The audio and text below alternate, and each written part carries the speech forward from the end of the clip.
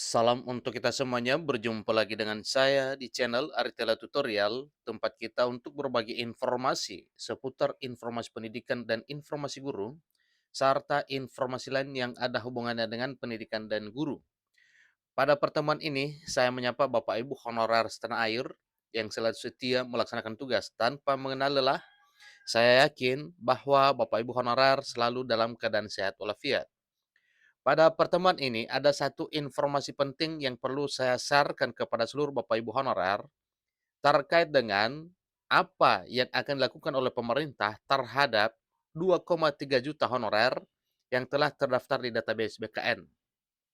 Nah, di sini ada satu informasi Bapak Ibu, di mana Menpan RB mengatakan bahwa segera tuntas di tahun 2023 ini. Jadi ada satu kesimpulan tentang nasib honorer 2023 yang mana sesuai dengan database BKN bahwa ada 2,3 juta honorer akan dituntaskan di tahun 2023 tahun ini. Ikuti informasi ini. Segera tuntas, ini kesimpulan Menpan RB untuk solusi penanganan nasib 2,3 juta tenaga honorer. Bapak Ibu diajak untuk menyimak baik-baik informasi ini. Dan sebelumnya, jangan lupa untuk selalu like dan subscribe dan komen, serta nyalakan tombol notifikasinya, supaya semua informasi yang disalurkan melalui channel ini selalu update di layar Bapak Ibu. Langsung pada informasinya. Solusi terkait tindak lanjut rencana penghapusan honorer pada November 2023 tak lama lagi akan segera tuntas. Nah, dalam hal ini Bapak Ibu, tentunya banyak yang berpikir tentang penghapusan honorer itu bagaimana. Ingat bahwa ada opsi atau solusi yang ditempuh oleh pemerintah sehubungan dengan rencana penghapusan honorer tersebut agar honorer bisa selamat. Pasalnya, sejumlah opsi untuk penyelesaian persoalan tenaga honorer sudah mulai mengerucut. Banyak pihak yang tidak bisa menerima jika tenaga honorer harus dihapus atau diberhentikan. Kenapa? Karena pada pribadi honor sendiri bila diberhentikan, maka jelas terancam dengan pekerjaan yang ujung-ujungnya adalah penghasilan untuk kebutuhan keluarga. Oleh karenanya, Menpan RB sendiri tetap berupaya agar tidak ada pemberhentian. Nah, ini adalah satu upaya yang dilakukan oleh pemerintah melalui Menpan RB untuk mengupayakan supaya jangan ada perhentian terhadap honorer. Seperti yang telah disampaikan oleh Menpan RB Abdullah Azhar Anas pada beberapa waktu yang lalu. Jadi sekarang sedang dimatangkan. Ada beberapa opsi-opsi yang jelas pemerintah berusaha agar tidak ada pemberhentian, tapi di sisi lain juga tidak menimbulkan tambahan beban fiskal yang signifikan dan tetap sesuai dengan regulasi, tutur Menpan RB Anas. Saat ini hasil tindak lanjut penanganan tenaga non-ASN atau honorer juga telah dibahas kembali melalui Raker Menpan RB bersama Komisi 2 DPR RI. Berdasarkan Raker tersebut, rumusan kebijakan yang akan diambil oleh pemerintah untuk menangani masalah honorer sudah semakin tajam. Artinya, solusi untuk rencana penghapusan honorer ini sudah mulai menemui titik kejelasan. Ada harapan Bapak Ibu honorer bernapas lega menjelang akhir 2023 tahun ini karena memang pemerintah segera mengambil satu kesimpulan sebagaimana yang disampaikan oleh Menpan RB. Di sini disampaikan bahwa tadi kami rapat dengan DPR, artinya ini sudah terlaksana dengan baik Bapak Ibu rapatnya, dan beliau mengucapkan terima kasih atas masukan dan saran dari pimpinan dan anggota Komisi 2 DPR RI yang insya Allah akan semakin mempertajam skema kebijakan penyelesaian tenaga non-ASN yang kini sedang digodok. Ini ujar Anas seusai rapat kerja dengan Komisi 2 DPR RI di Jakarta pada hari Senin 10 April. Menteri Anas mengemukakan bahwa Presiden Jokowi telah memberi instruksi untuk segera mencari solusi jalan tengah penanganan tenaga honorer non-ASN. Kementerian Pan-RB juga mendengarkan saran dari para pemangku kepentingan yang selama ini secara intensif diajak berkomunikasi, berkoordinasi, dan berkonsultasi. Kenapa? Karena memang dalam hal menentukan nasib honorer ini, tidak dapat diambil hak secara pribadi oleh Menpan RB, tanpa ada dukungan dari berbagai pimpinan atau dari berbagai jajaran yang ada hubungannya dengan kebijakan pengangkatan honorer ini.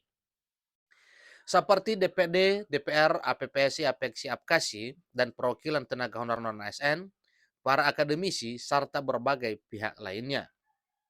Menpan RB menyampaikan hal penting berdasarkan masukan dari DPR dan stakeholders bahwa penanganan tenaga honorer atau non-ASN akan dilakukan dengan sejumlah prinsip. Kementerian Pan RB juga mendengarkan saran dari para pemangku kepentingan yang selama ini secara intensif diajak berkomunikasi, berkoordinasi, dan berkonsultasi terkait dengan nasib honorer ini. Abdullah Azhar Anas selaku Menpan RB menegaskan bahwa penyelesaian masalah tenaga honorer akan menghindari yang namanya PHK, namun tetap dalam koridor Undang-Undang Aparatur Sipil Negara. Dari pembahasan Menpan RB bersama dengan Komisioner DPR RI, maka bisa ditarik satu kesimpulan bahwa setidaknya ada 5 prinsip penting dalam penanganan tenaga non-ASN atau honorer ini. Yang mana prinsip pertamanya adalah menghindari PHK, kemudian prinsip yang kedua, tidak ada tambahan beban fiskal yang signifikan bagi pemerintah. Maksudnya, kalaupun nanti ada tambahan beban anggaran, maka tidak terlalu signifikan. Artinya, tidak terlalu membebani negara. Kemampuan ekonomi di setiap Pemda tentu berbeda-beda. Untuk itu, penataan ini diharapkan tidak membebani anggaran pemerintah, ujar Anas. Prinsip ketiga yaitu menghindari penurunan pendapatan yang diterima tenaga non-ASN saat ini. Artinya, jangankan berkurang, pemerintah berupaya supaya honorer tetap sejahtera dan kalau boleh dan memungkinkan anggarannya meningkat.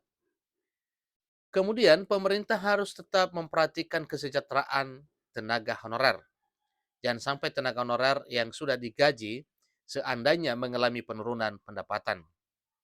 Karena mereka, para honorer, juga telah bekerja keras dan perannya sangat membantu dalam pelayanan publik. Sebagaimana Menpan RB Alsro Anas menilai bahwa kenyataannya kontribusi tenaga honorer dalam pemerintahan sangatlah penting. Faktualnya, memang peran tenaga non-ASN ini cukup vital dalam menunjang berbagai fungsi pelayanan publik.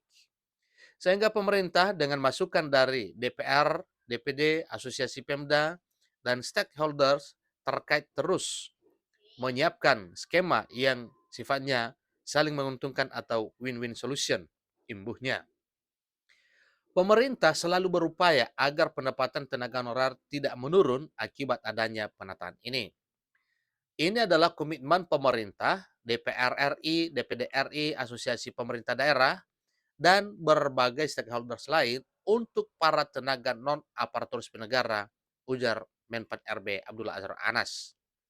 Selanjutnya, prinsip keempat adalah sesuai regulasi yang berlaku. Tentu nanti kita susun formulanya, katanya, seperti apa agar sesuai koridor regulasi, tutur Anas. Kemudian, jika memang tidak ada PHK massal, maka ada kemungkinan dan peluang honorer untuk diangkat jadi aparatur sipil negara. Maka dari itu, yang kelima ialah menerapkan prinsip keadilan, kompetitif, dan memberikan kesimpulan yang sama bagi seluruh warga negara untuk menjadi aparatur sipil negara. Berkenaan dengan penyelesaian tenaga honorer memang menjadi perhatian pemerintah bersama seluruh pemangku kepentingan. Pada prinsipnya, persoalan honorer akan dicarikan alternatif penyelesaian yang saat ini masih dalam proses pembahasan dan kajian yang mendalam terhadap sejumlah alternatif.